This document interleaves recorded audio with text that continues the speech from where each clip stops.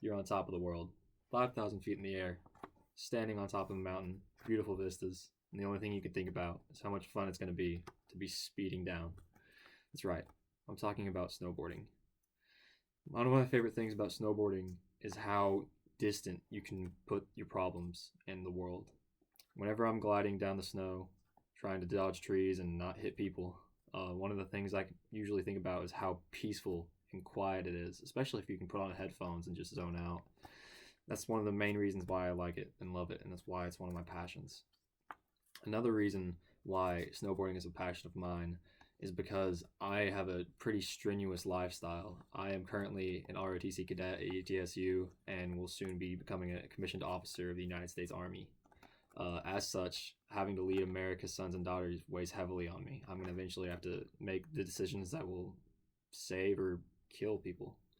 And another reason snowboarding is so near and dear to me is because it helps me get some distance between myself and my problems. It allows me to think about my self-awareness and put myself in other people's perspectives to see how good I'm doing at my job, whether it be ROTC or school or family and just life in general.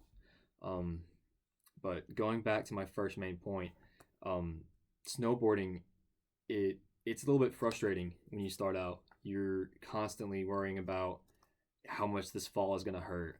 My face is going to get cold.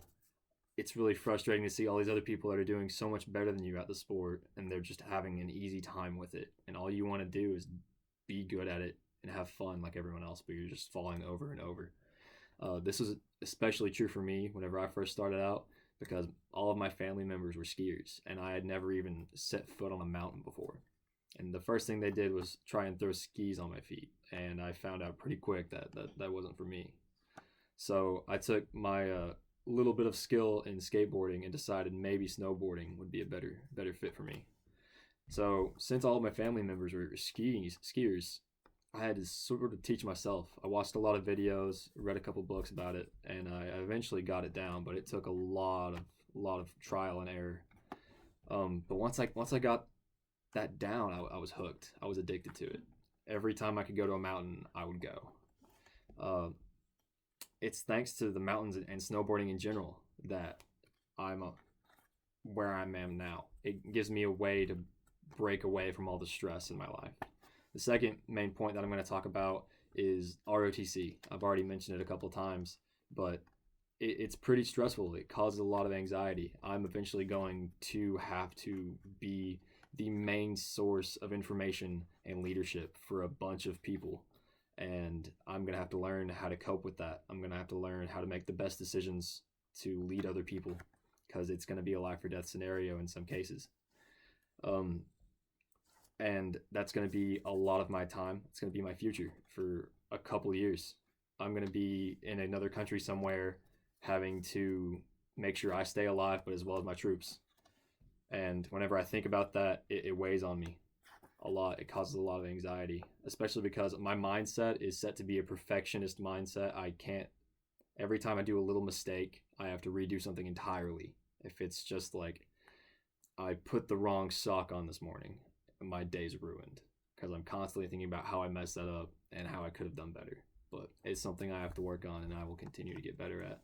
Another thing about ROTC that's kind of stressful for me is that I am basically the United States property. I'm going to get shipped wherever they deem fit. And that could be in Tennessee. It could be in the Middle East, far from family and friends. And that sounds pretty stressful. It causes a lot of anxiety. I'm going to be a little bit lonely whenever I'm over there, but I'll have to put up a good front for my troops. And one final point that I have for snowboarding is that whenever I'm up there on top of the mountain and I can go and look at the horizon and all of the surroundings, it just makes the problems that I have seem far away and small. Like nothing really should be weighing that much on me. Nothing should mean life or death for my emotions. Everything can be handled with a clear mind, with a clear mindset, and just take the best that you can and go with it. Also, because it's so cold out there, it helps me stay in the moment. I can focus on what I'm doing right then and right there because it's so cold. It just relaxes me. It's really good for me. It helps. Um, these coping mechanisms that I have, they help a lot. They make me who I am today.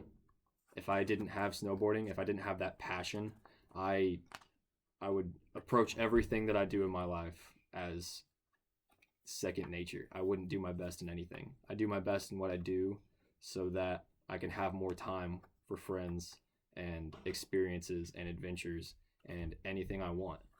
So, in conclusion, my passion is snowboarding and it has always been a part of my life. I've been to 5 different resorts in 3 different states. It's been a time. It's been great.